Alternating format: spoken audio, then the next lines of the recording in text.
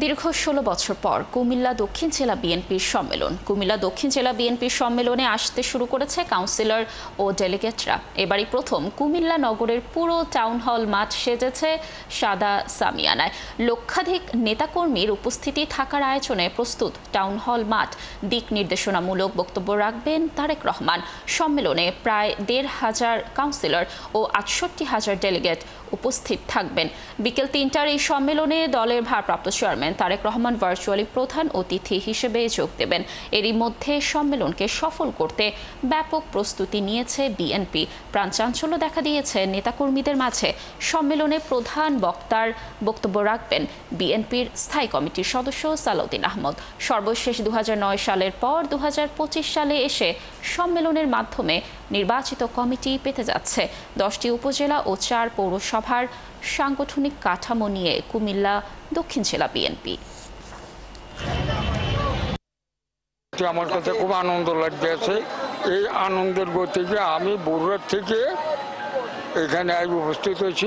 ১৬-১৭ বছর পর আজকে কুমিল্লা জেলা সম্মেলন, এটা কুমিল্লা জেলার জনগণের মধ্যে প্রাণের সঞ্চার করেছে। আজকে যে সম্মেলন হবে, এই সম্মেলনের মাধ্যমে আগামী দিনে কুমিল্লার যে 11টি আসন আছে, 11টি আসন আমরা ইনশাল্লাহ আমাদের আগামীর বাংলাদেশ জনাব তারেক রহমানের কাছে আমরা এই নেতৃত্বের মাধ্যমে আমরা উপহার দিতে পারবো। আমরা ইনশাল্লাহ খুব সংগঠিত জাকারে তায়ের সুমন ভাইয়ের নেতৃত্বে খুবই সংগঠিত, এবং আগামী দিনে কুমিল্লার এই জেলা কমিটির নেতৃত্বে কুমিল্লার যে 12টি আসন আছে, এই আসনেও আমরা প্রভাব ফেলতে পারবো। কুমিল্লা দক্ষিণ জেলার সম্মেলন স্থল থেকে সর্বশেষ খবর জানাতে যুক্ত হচ্ছেন সহকর্মী এনামুল হক। এনামুল, নিশ্চয়ই শুনতে পাচ্ছেন, যেমনটি জানাচ্ছিলাম যে দীর্ঘ ১৬ বছর পর দক্ষিণ জেলা বিএনপির সম্মেলন।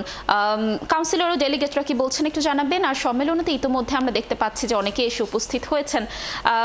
কেমন সংখ্যক মানুষ আজ জড়ো হতে পারে?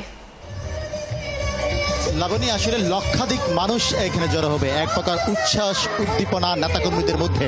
আপনি দেখছেন ইতিমধ্যে সদর উপজেলা এবং সেই সাথে 2টি উপজেলা মাত্র এসেছে। কানায় কানায় ভর্তি হবে, লক্ষাধিক নেতাকর্মীদের সমাগম ঘটবে।